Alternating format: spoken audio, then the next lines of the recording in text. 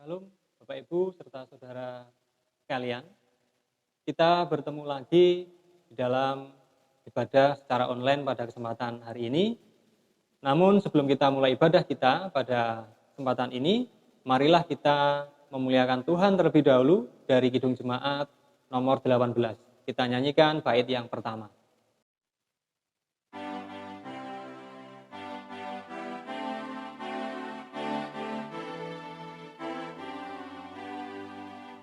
Allah hadir bagi kita dan hendak memberi berkat, melimpahkan kuasa Roh-Nya bagai hujan yang lebat.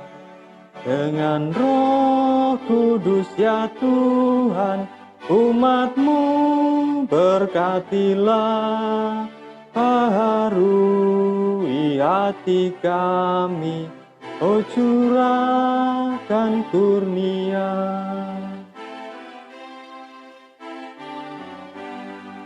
Mari ibadah ini kita serahkan kepada Tuhan, dan biarlah di dalam hati kita berkata yang demikian.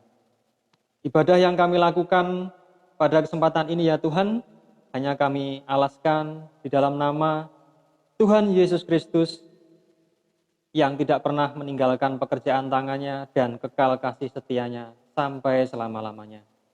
Amin. Bapak Ibu sekalian, ada ayat yang menjadi dasar kita di dalam kita membangun ibadah pada kesempatan ini, yaitu terambil dari Roma 12, ayatnya yang kedua. Saya bacakan firman Tuhan.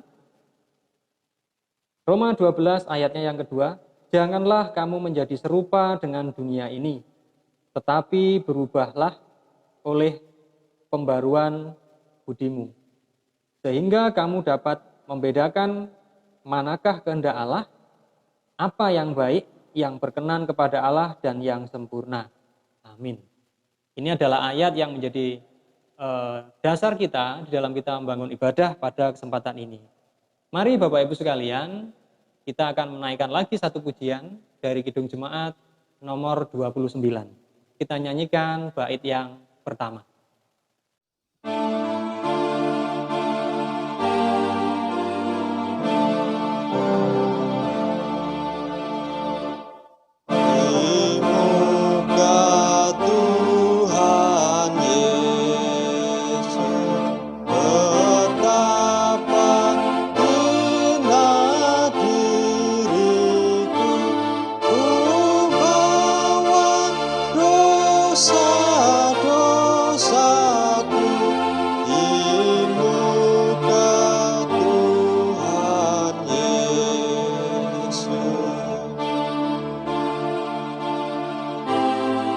Kita akan berdoa dan menyerahkan jalannya ibadah pada kesempatan ini supaya Tuhan hadir di tengah-tengah kita.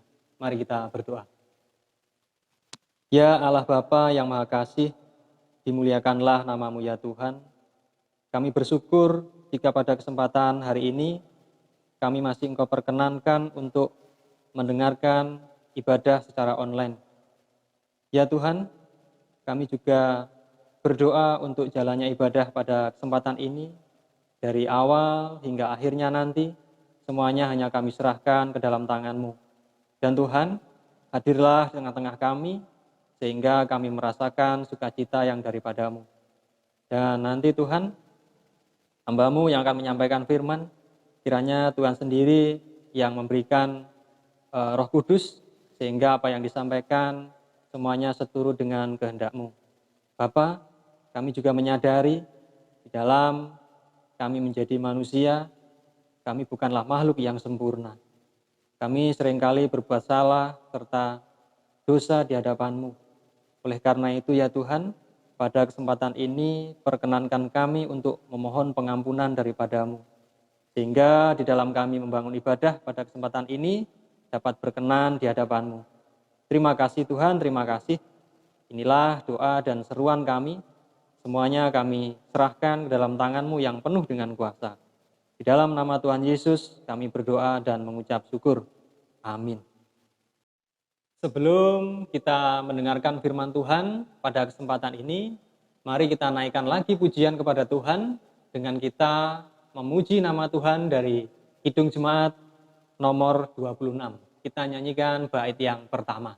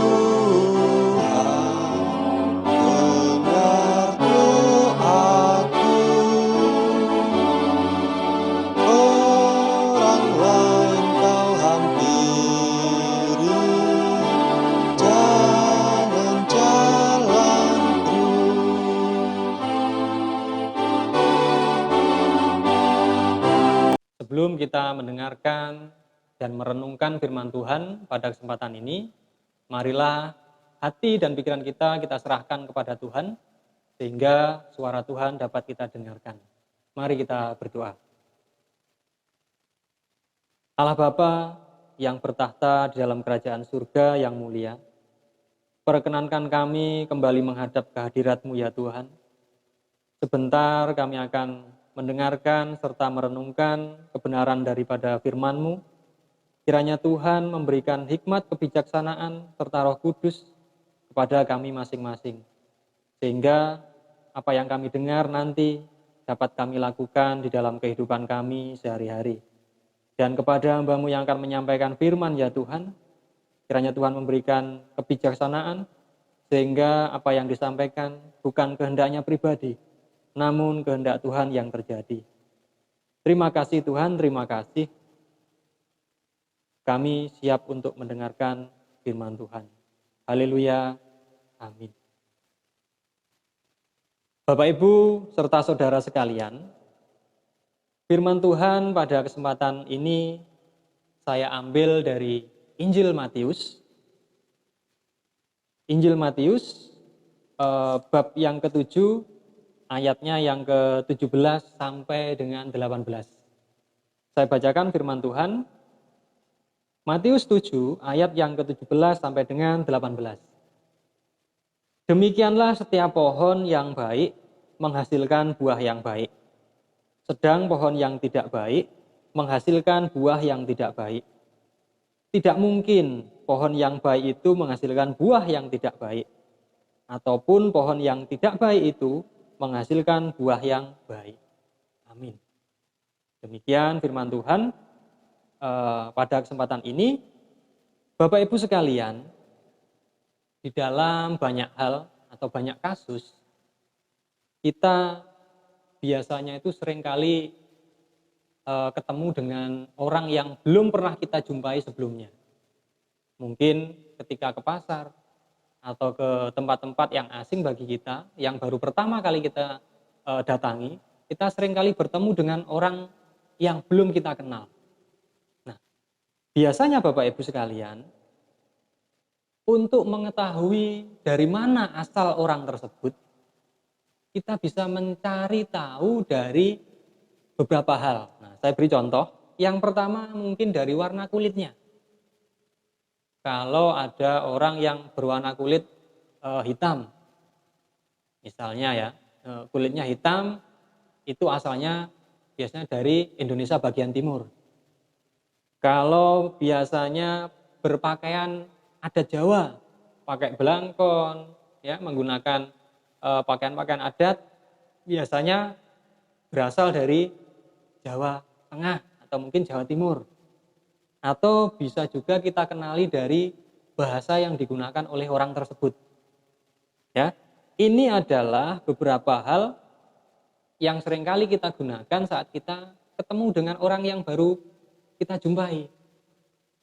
Namun Bapak Ibu,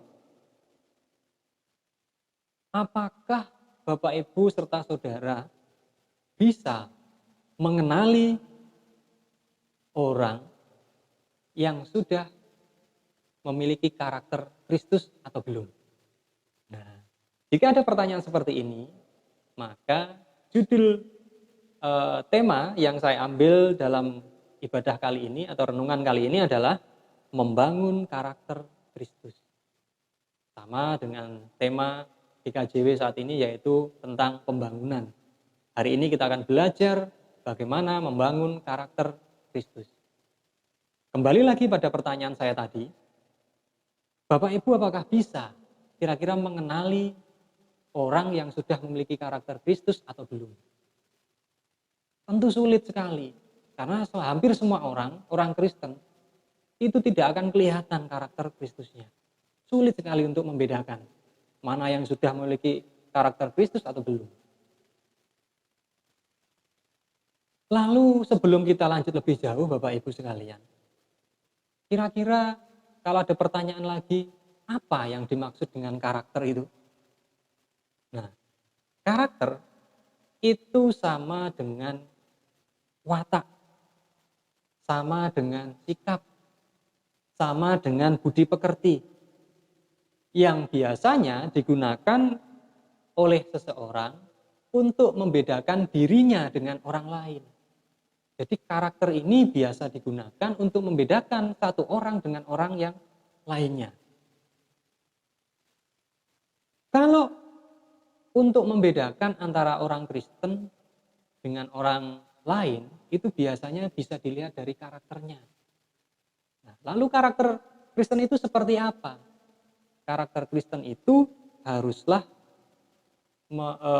mencerminkan 9 buah roh. Seperti yang kita tahu di dalam Galatia 5, ayatnya yang ke-22 sampai dengan 23.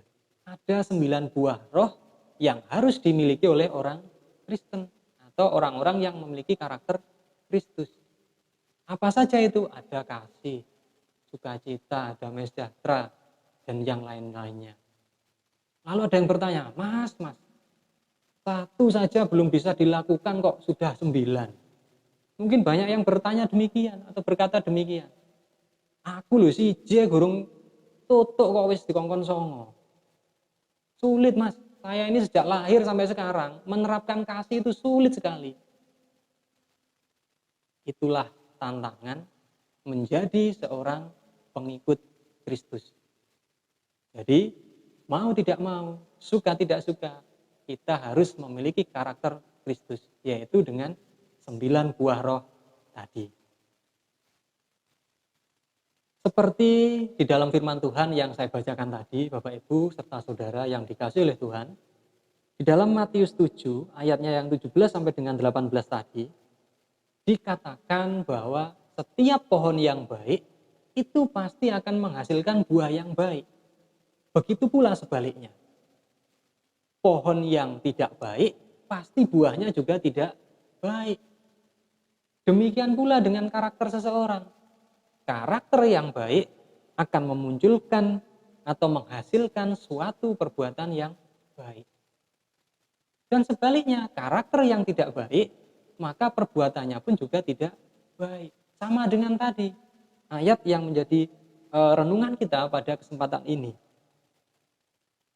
Kalau kita teliti lebih jauh, Bapak Ibu sekalian, ternyata karakter itu tidak bisa kalau kita ukur sendiri. Ya, jadi karakter itu tidak bisa kita ukur sendiri. Harus orang lain yang mengukur karakter seseorang. Sama dengan kita bercermin. Kita sedang menghadap cermin, lalu melihat wajah kita. Pasti akan kelihatan ganteng. Pasti akan kelihatan cantik.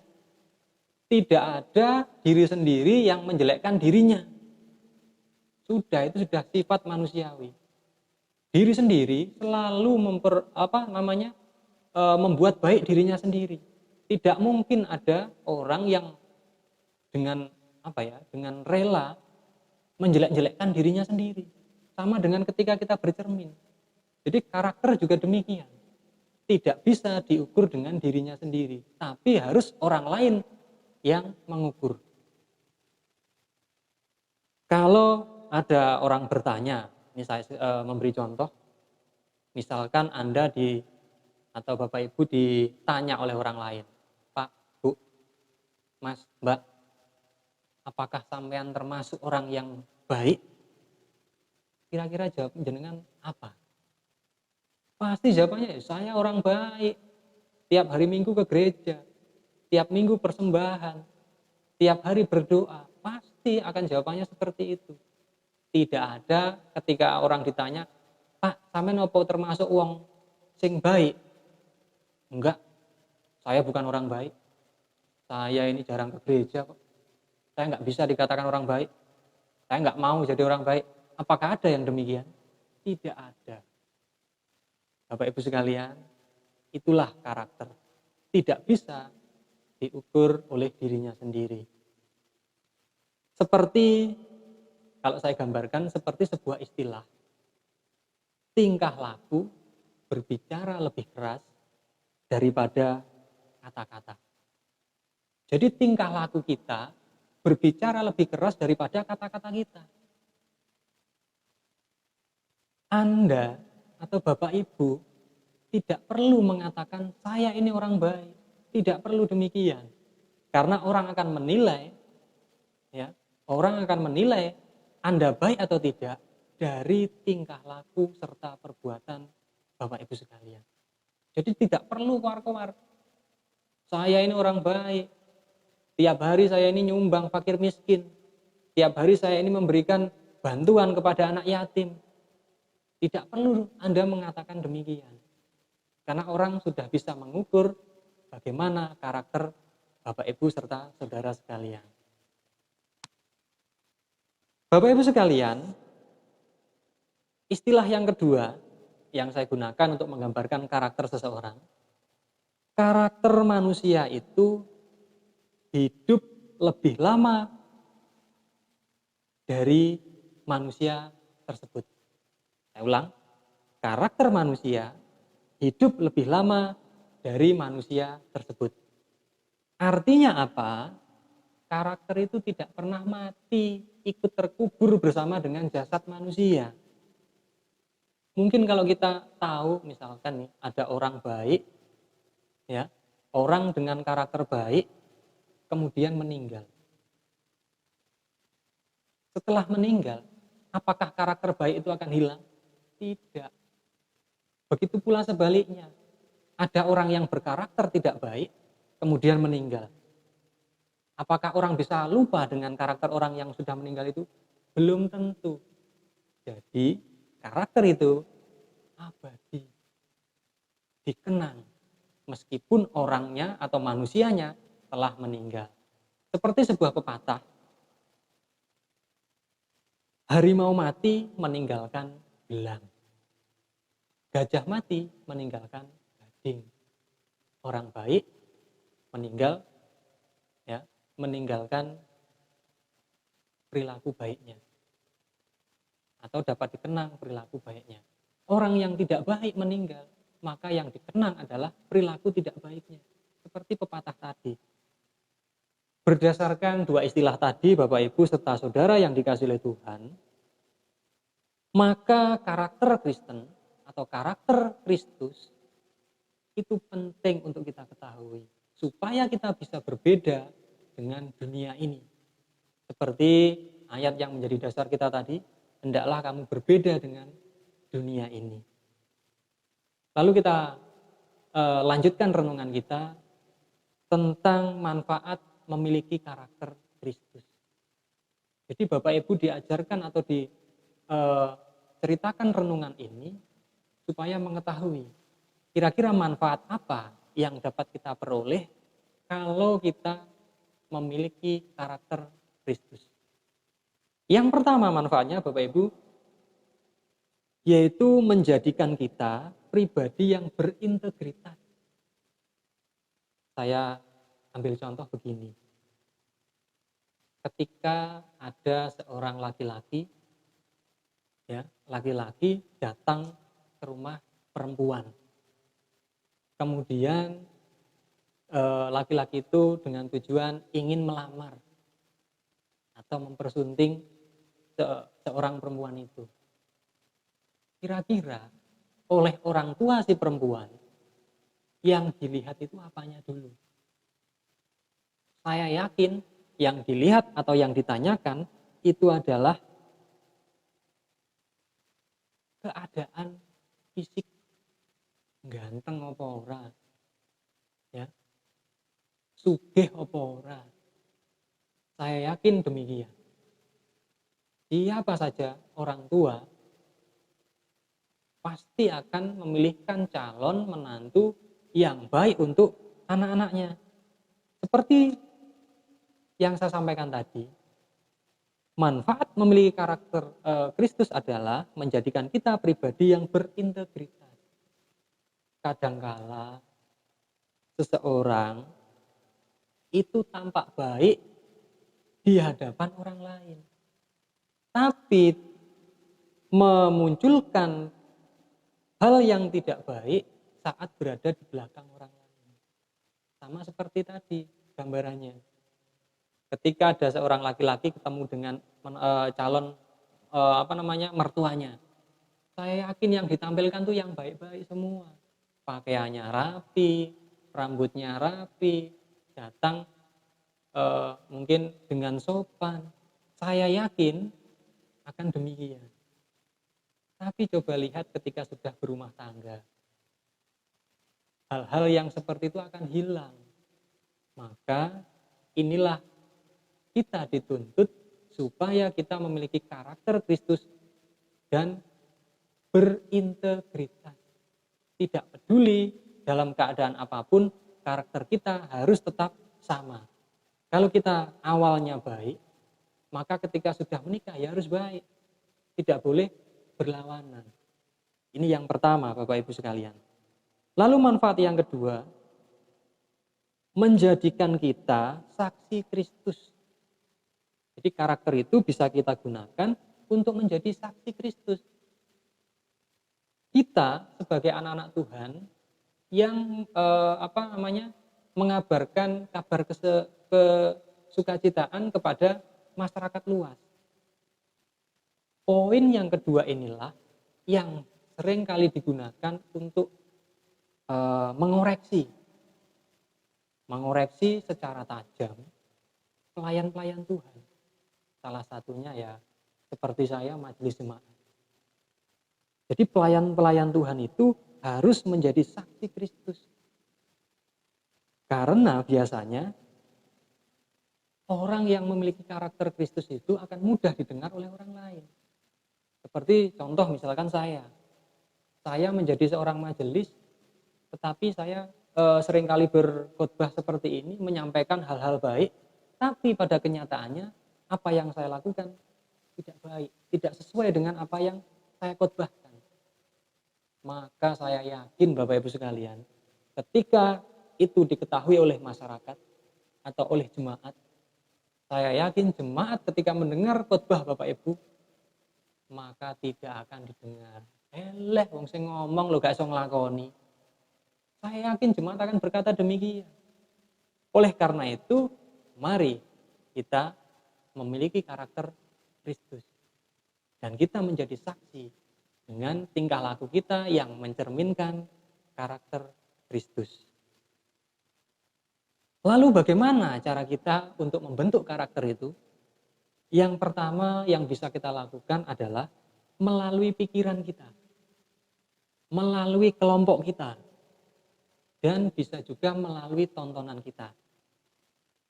Ada istilah yang mengatakan, kehidupan Anda 5 atau 10 tahun ke depan ditentukan dari orang yang Anda kumpuli setiap hari. Dari buku yang Anda baca setiap hari. Dari acara yang Anda tonton setiap hari. Dengan kata lain, sebenarnya istilah tadi ingin menggambarkan bahwa kualitas hidup kita itu ditentukan oleh apa yang masuk ke dalam pikiran kita. Contoh begini, kalau orang yang dikumpuli setiap hari tukang main, tukang judi. Saya yakin sebulan 2 bulan kita bisa bisa menahan godaan-godaan itu. Tapi kalau itu kita kumpuli terus menerus, saya yakin Anda akan tertular. Sama halnya dengan perokok. Kalau kita kumpulannya orang yang suka merokok, ya, setiap hari kumpul, maka dapat dipastikan hampir sebagian orang akan tergoda. Jadi Bapak Ibu sekalian, yang pertama untuk membentuk karakter Kristus adalah melalui pikiran, melalui kelompok yang kita kumpuli, dan melalui acara yang kita tonton. Kalau pikiran kita diisi dengan hal-hal yang negatif, setiap hari isinya menggosip terus setiap hari dengan tetangga. Ya, saya yakin pertama, kedua, ketiga Anda hanya mendengarkan. Hanya mendengarkan gosip. Tapi kalau ini berjalan terus-menerus, dapat dipastikan Anda menjadi penggosip juga. Ini sudah hukum alam seperti ini. Begitu pula dengan tontonan. Kalau Anda sering menonton sinetron, ya maka hidup Anda seperti sinetron. Dikit-dikit drama. Ya. Ini cara membentuk karakter yang pertama. Yang kedua, Bapak Ibu sekalian, melalui komitmen. Komitmen kita. Apa komitmen itu? Komitmen itu adalah janji yang serius untuk terus maju. Itu namanya komitmen. Jadi kita berjanji kepada diri kita sendiri untuk terus maju. Kita itu disebut sebagai orang yang memiliki komitmen. Biasanya orang yang berkomitmen itu orang yang siap membayar harga apapun untuk mencapai sebuah tujuan. Enggak peduli panas, enggak peduli hujan, ya, tidak peduli sakit, tidak peduli sehat, tetap dijalani untuk mencapai sebuah tujuan. Itu namanya komitmen. Seperti saya ambil contoh begini. Seperti orang pacaran. Ini bagi anak-anak muda ya. Seperti orang pacaran. Ketika kita masih pacaran, kita punya komitmen. Ya, kalau manggil sayang, kita nanti harus pacaran ini harus menikah, harus sampai pada jenjang pernikahan. Tidak boleh putus tengah jalan. Kadang-kadang kalau mesra-mesranya begitu. Namun Bapak Ibu, banyak kok di luar sana. Contohnya, sudah berkomitmen seperti itu, berjalan 5 tahun, hilang sudah. Putus di tengah jalan. Oleh karena itu, orang memiliki komitmen itu sulit sekali. Hari ini kita berkomitmen, tapi dengan berjalannya waktu, kadangkala komitmen itu hilang. Lalu yang ketiga, cara untuk membentuk karakter Kristus melalui kesulitan atau tekanan. Sama seperti ceritanya Ayub. Jadi Ayub itu ketika mendapatkan cobaan, dia tetap teguh dalam imannya. Tetap memiliki karakter Kristus. Tidak mempedulikan apa yang disampaikan orang lain. Tetap di dalam hatinya adalah Tuhan Yesus nomor 1. Kalau dalam kehidupan sehari-hari mungkin orang seperti Ayub sulit ya dicari. Tapi saya gambarkan seperti ini. Contohnya. Misalkan dalam suasana pandemi seperti ini. Banyak ekonomi orang atau jemaat yang saat ini sedang tidak menentu. Petani hasilnya juga sulit dijual, harganya murah. Yang kerja juga di PHK, dirumahkan karena pandemi seperti ini. Namun Bapak Ibu, yang harus menjadi contoh kita adalah Ayub tadi. Di dalam kesulitan apapun, tidak boleh kita melakukan hal yang negatif. Harus mencerminkan karakter Kristus di dalam kehidupan kita sehari-hari. Oleh karena itu, Bapak Ibu sekalian, pada kesempatan ini kita telah diingatkan oleh Tuhan seberapa pentingnya membangun karakter Kristus Jadi karakter Kristus penting bagi kita, anak-anak Tuhan. Kita diajak untuk membangun karakter seperti Tuhan Yesus. Bukan hidup kita ini untuk membangun reputasi atau nama baik saja, tapi membangun sebuah karakter. Karakter seperti batu karang. Tidak mudah hancur ketika diterpa sebuah gelombang ataupun kesulitan. Beda dengan reputasi atau nama baik. Itu ibaratnya seperti pasir. Ya, ketika diterpa gelombang, maka akan hanyut ikut dengan gelombang tersebut. Seperti di dalam Roma 12 ayat 2 tadi, bahwa kita sebagai anak-anak Allah, janganlah kamu serupa dengan dunia ini. Janganlah kamu serupa dengan dunia ini. Tetapi berubahlah oleh pembaruan budimu. Kiranya Tuhan memberkati kita semuanya. Amin. Mari kita masuk dalam doa syafaat dan kita satukan hati. Mari kita berdoa. Bapa yang Maha Kasih, kami bersyukur jika pada kesempatan ini kami telah Engkau ingatkan untuk membangun karakter Kristus yang berdasar pada 9 buah roh. Kami juga berharap kepadamu ya Tuhan, kirimkan Roh Kudus-Mu turun atas kami masing-masing. Sehingga setelah mendengar renungan hari ini, kami bisa melakukan dalam kehidupan kami sehari-hari. Allah Bapa yang Maha Kuasa, puji syukur juga kami panjatkan kepadamu, karena kami telah Engkau berikan tanah air, bangsa dan negara yang indah ini.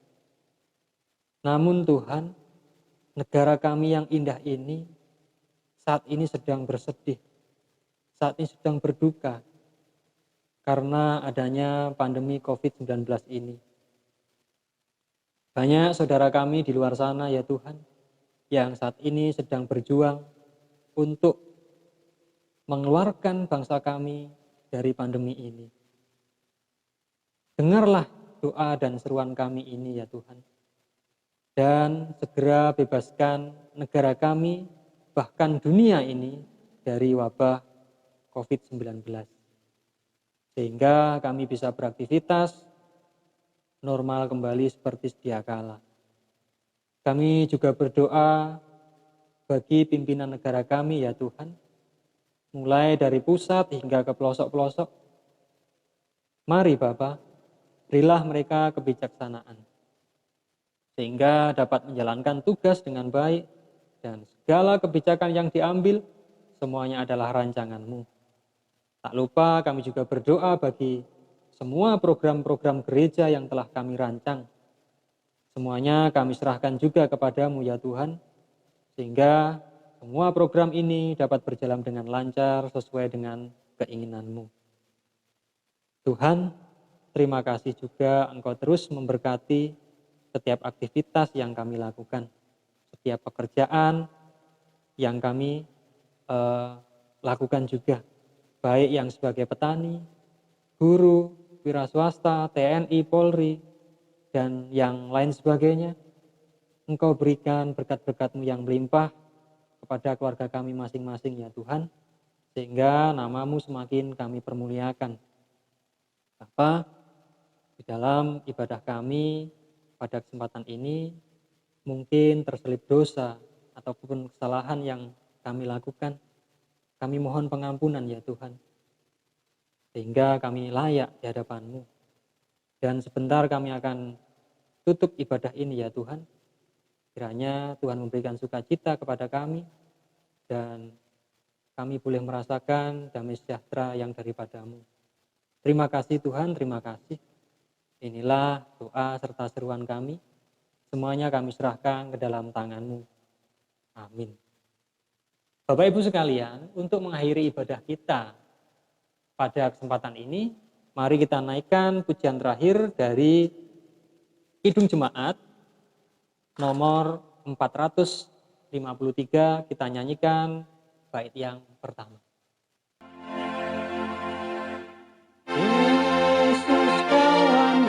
sejati bagi kita yang lemah.